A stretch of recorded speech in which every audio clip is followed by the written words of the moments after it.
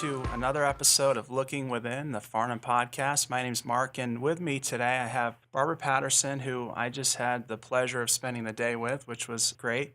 And she's a global coach and consultant around the three principles, which, if you're listening to this podcast, you're going to learn more about over the next few episodes and even today.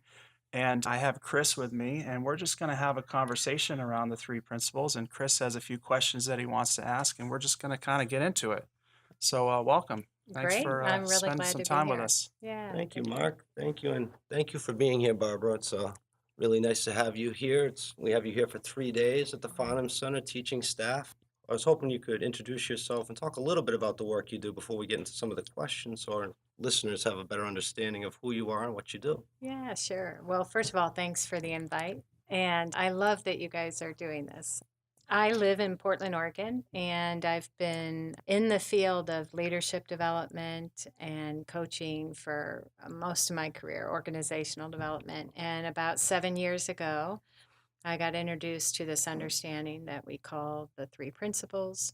And it was life changing. And it first affected me on a very personal level. And I was starting my own business around the same time.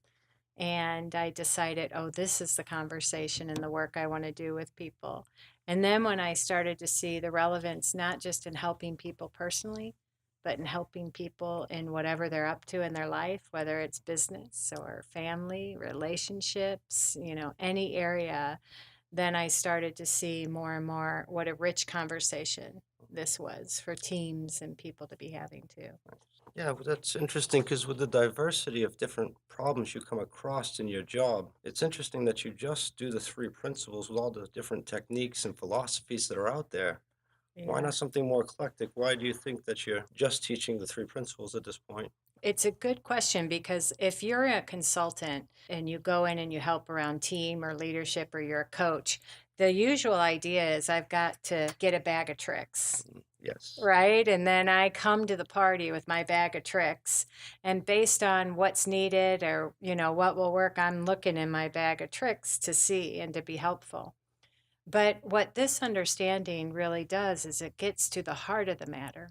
In a way, it circumvents all the tricks and all the techniques and the tools and goes more to the point. And I started to see that if we could address the point, then all that other stuff wasn't needed. And the point in this is really helping people understand that, like I give an example. I used to teach all kinds of leadership capability programs like presence and communication and team building and conflict resolution. You teach all that, right? And they have their own bags of tricks and their own processes and tools and systems. But when I started to see what the principles point to, that we live our life in a certain quality of mind, at a certain level of thinking, that then affects our own capability moment to moment.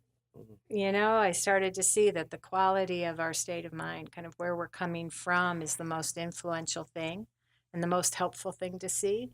Then that was the conversation that seemed to have more lasting effect.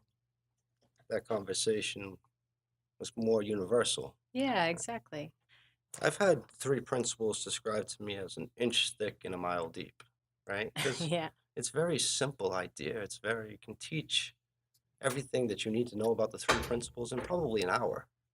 But Yeah. the insights that you get still seem to come. You start to hear it at a deeper, truer level.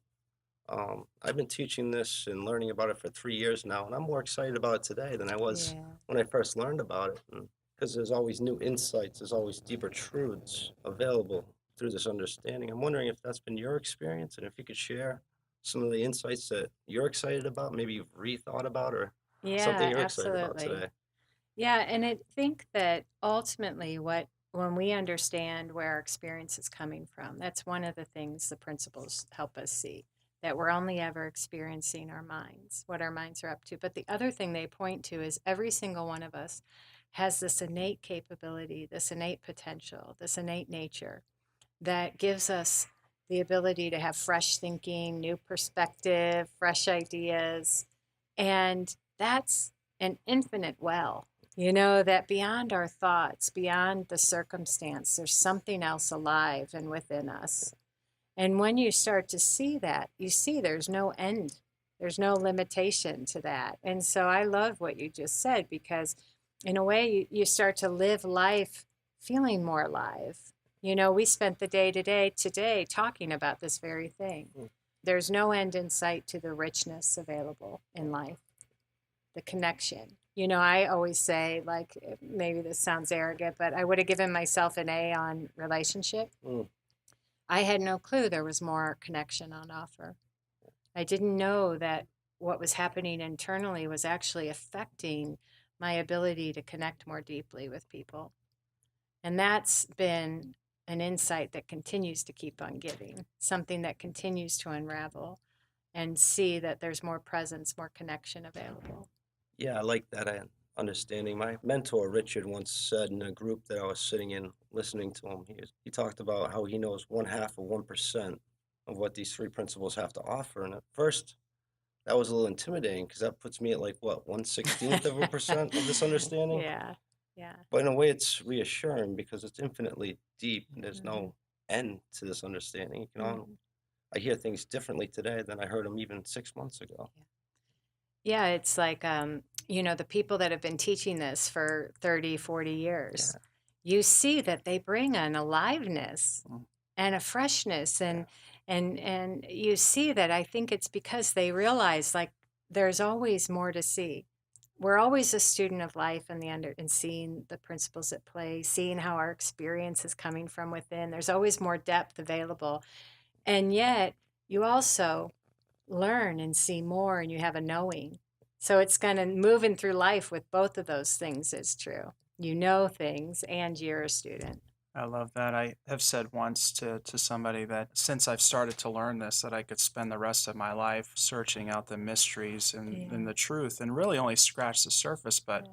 why stop Yeah. when there's just so much out there?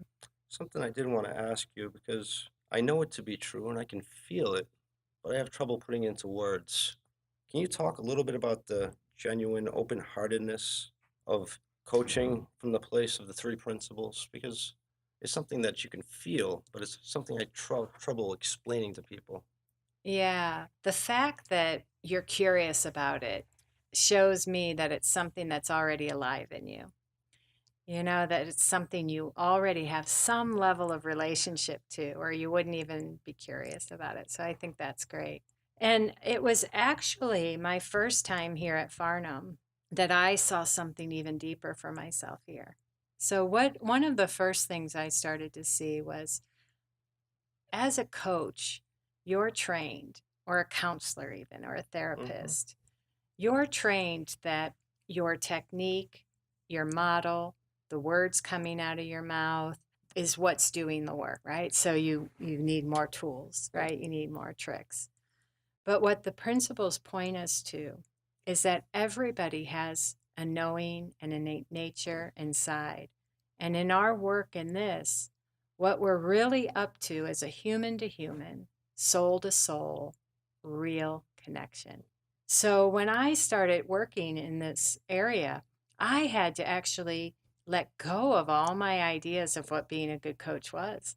I had to, you know, let go of professionalism and let go of, you know, being helpful in a Yeah. way, you know, and really see that the power was in the connection and my ability to get real, to get down with who's ever in front of me in a real way and connect and know that that impersonal energy, that innate nature, that universal mind comes through. And that's what's doing the work. That's the catalyst. That's waking the other person up. And what gets woken up? I don't know. But Yeah. your wisdom, your essence, your nature comes through on your behalf and begins, something resonates, something sparks, like you said, something begins to come more alive. That's what we're up to in this work, because I know your wisdom trumps mine every time for you. And that was part one of two for our Barbara Patterson interview. Tune in to the next episode to hear part two.